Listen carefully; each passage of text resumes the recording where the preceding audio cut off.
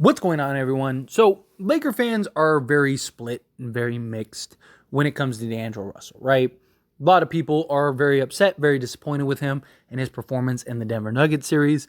I look at it as like we wouldn't even have been in that Denver Nuggets series if it wasn't for D'Angelo Russell and what he was able to do for the Lakers this past year, and basically not even playing 10 games total with this roster, not having the chemistry, and just kind of not even really knowing where to fit, needs a new contract. There's so many factors that went into play in regards to D'Angelo Russell. Where now this year, look at D'Lo. He's going to have a full year, full training camp, full preseason. So he's going to have a better understanding of his role. He's going to have better chemistry, right? We saw so many times where D'Lo would turn the ball over, not because of necessarily something that he did, but just a lack of communication. Oh, I thought you were going to be here and you ended up over here. Like, hey, sorry, my bad, right? Like, now I know, right? And just even things like, where does the shooter like it in his pocket, right?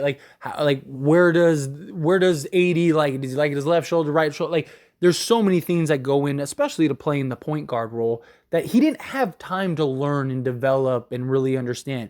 Him and Anthony Davis had one of the most lethal pick and rolls in the league, and statistics back it up. So now he's going to have a full season to build that chemistry with Anthony Davis, and a guy in Jackson Hayes who's very good at that. And Jackson Hayes is also a very good pick and roll defensive player also, which is something to keep in mind. But D'Angelo Russell, I do think with the confidence of a new contract, so he knows like, hey, I don't have to go and stress. Worst case scenario, I can opt into my contract and I still make $18.5 million. I'm good there. Get some more experience in the playoffs. It's not like this guy has been a perennial every year he's in the playoffs type player.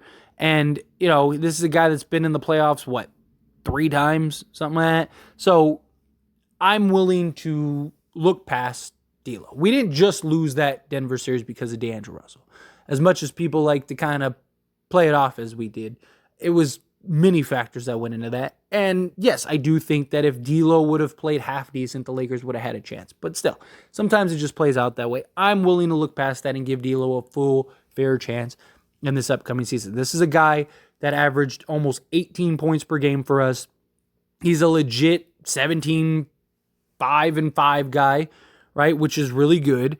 And he also shot 50% from the field and almost 42% from 3 with the Lakers. That's really good, right? Guy that can hit his free throws, that can do a little bit of everything, right? A legit 3-level scorer, and he played off the ball so well for the Lakers. He was really good off the ball, which is something you need given that you have LeBron James. And they also want to let Austin Reeves play point guard at times and get some more ball handling duties, which means D'Lo's going to have to play the ball, off the ball more. And then you also have Gabe Vincent, so you run sets with him at the point and D'Lo at the 2. It just gives D'Lo that flexibility and that versatility that you need from like your players, right? You want to have as many guys that can play as many different positions as possible. So that is very helpful. But there are a lot of reports coming out that D'Lo is very likely to be traded at some point. And a lot of this stems from D'Angelo Russell waiving his no-trade clause. It's not your traditional no-trade clause. It's not like what Bradley Beal had. But under the old CBA, it was automatic. So if you signed a 1+1 deal, if you were traded, you weren't able to carry over the bird rights, so it impacted and affected a player's contract and therefore could have been detrimental to that player. Well, now players have the option to waive that. D'Angelo Russell is now the first player to ever do that under the new rules. And so a lot of people think the Lakers basically made him do that so that way they could trade him with the intention to trade him. Now, I don't fully buy that. I don't. And look, I've touched on D'Angelo Russell and the Lakers signing him to potentially trade him in the past, because when the Lakers signed him, that was a big speculation. Like, hey, they didn't want to lose D'Angelo Russell because he's a valuable trade chip. And yes, he is a valuable trade chip. But if you were signing him solely on just to trade him at some point this season, you would have given him more money. Because you could have, for one, and two, it would have made things easier at the trade deadline. Look, $18.5 million is a very, or whatever he gets, $18 million. is a very tradable contract, right? You could get a very nice player, very nice piece, but you can't get like that next tier guy, right? So, for example, we'll use DeMar DeRozan, for example, because Chicago's kind of looking like they may end up blowing things up, right? They're trying to trade Zach LaVine right now. Let's say the Lakers want to go and trade for DeMar DeRozan. If you would have given D'Lo like $25 million, right? Well, then you could have just swapped the two. Now you're going to have to trade D'Lo and another player. Who's that other player? And now you got to clear an extra like $7-8 million. That's something else that could become a problem, right? So, and also like even just in general, like, you know, $25 million, that could have gotten you maybe two players that you could have traded for rather than just, you know, one sort of mid-tier guy. And is that guy really that much better than D'Lo? So I don't really subscribe to the idea that D'Lo was signed solely just to be traded or with the intention of like, oh, this gives us a guy to trade. Are the Lakers considering like, hey, he's a tradable asset? Absolutely. Every team in the league looks at that as every player in the league, right? Unless you're, you know, Giannis or LeBron or something like that, right? You're looking at all of your role guys and you're trying to give them salaries and whatnots that kind of fit like, okay, well, if I want a guy similar or slightly better, what do I need to get him to as far as contract wise to make something work, right? Because you also don't know what's going to be available, what's on the horizon, all of those things. But D'Lo was brought in to be that third guy. And look, Austin Reeves has really emerged into that. But I still think D'Lo very likely will be the third guy over the course of the regular season. So I think Austin Reeves gets leaned on very heavily. D'Lo too. I really do. I actually think the Lakers, and we'll see. I don't know this for a fact. It's just kind of my thoughts. But LeBron James is very likely just going to coast this season. Like, he's probably only going to play like 30 minutes a game.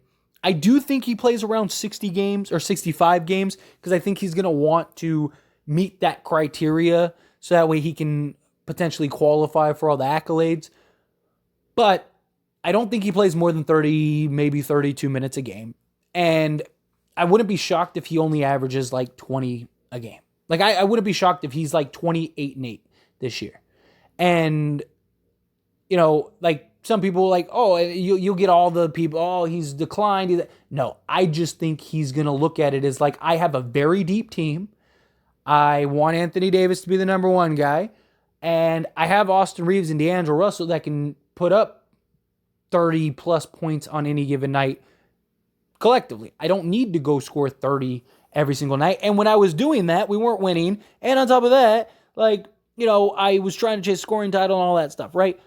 But also, you saw even in the playoffs, LeBron defer to Austin Reeves, defer to D'Angelo Russell, and kind of let them do their thing and run the show. So I do think on any given night, D'Lo or Reeves will be the number 2 or number 3 option. Because I think Anthony Davis will be the number 1. I think LeBron will just get his 20 points because it's LeBron James, and he just needs to show up and step on the court, and he got 20.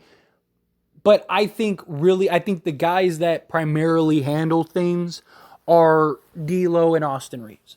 I really do. Like we saw, I mean, how many times this year did LeBron have like 4 points at halftime, and then you look up and he's like, LeBron scored 30? Right? Like what? Like didn't he have like 4 points at half? Like, yeah. I think that will be the case. I think he'll just go get his 20 and he'll pick and choose his spots, and you'll see him just get little bursts here and there, right? So he'll go first quarter, probably just because he likes to get guys going and likes to just kind of see how things go. I think at halftime he'll have like 6 points, and then third quarter you'll see him go on like an 8-0 run, and now he's at 14, and then the fourth quarter will go on like a 6-0 run, and then there's his 20. Boom. There you go. Right? Like that's what I think ends up happening as far as the Lakers go. And then I think that Austin Reeves will be asked to handle a lot of the scoring and the goal and the playmaking and all that stuff. Same thing with D'Angelo Russell. I think D'Lo and Austin Reeves both play probably 35 minutes a game.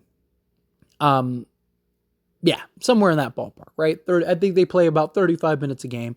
And I think that they are looked at as like the number 2 guy. Like whichever guy is hotter that night will be the number 2 guy.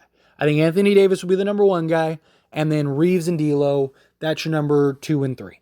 Now, on the nights that, Anthony Davis is out, well, then I think you'll have D'Lo and Reeves be the number 1 and number 2 guy, right? So I just think that's kind of how I think the Lakers will approach this. And look, D'Lo is going to be very good in the regular season. He's never had a problem with that. You want to talk about consistency amongst players? D'Lo has been one of, if not the most consistent guy the entire career that he's had in the NBA. From his rookie season on, that dude's just 17 point, like 17, 5, and 5 every year. Or 17, 4, and 6. Every year. Every single year. Every team he's been on. Everything. I mean, he's had years like when he was the number 1 guy on the Nets, he was putting up like 23 a game or whatever. But for the most part, like you look at his career stats and then you look at his like year in and year out stats, and it's the same thing. It's actually kind of crazy how accurate it is. But that's something that is very valuable. And then the playoffs, again, yes, it's a real concern. But I just believe he'll be fine. I do. Again, he's still young. He's still trying to figure it out. The guy didn't even play 10 games fully with the Lakers. The guy had a foot injury, which we knew. We knew going into the playoffs. That's why he missed so much time when he came to the Lakers. And he even had an interview and he said, I'm going to have to figure it out. I'm going to have to manage it, but I'm going to play and all that. There were questions if he was even going to play game 1, right, of the playoffs. There was real questions about that. If he was even going to play the play-in game, right? Like, so he was hurt.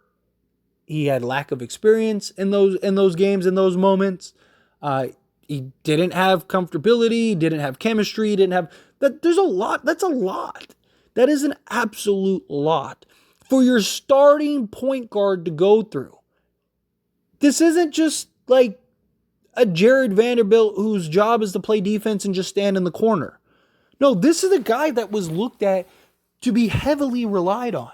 This is the guy that the Lakers expected to come in and give them 17, 5, and 5.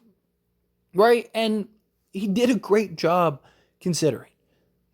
Again, I get the frustrations of the Denver series. I was frustrated too. I still am frustrated.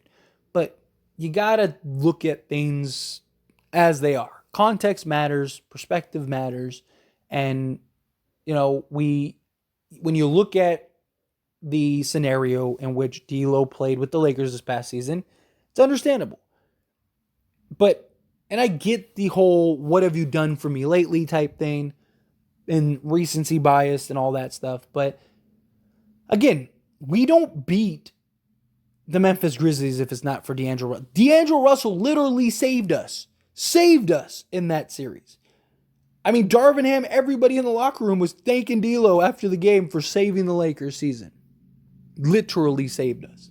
If we lose that game and D'Lo doesn't go off and just completely take over that game, Memphis probably beats us. And then you saw in the Warriors series, how many third quarters did he just turn the game around for the Lakers? Almost every game he did that in the third quarters were really good for D'Lo.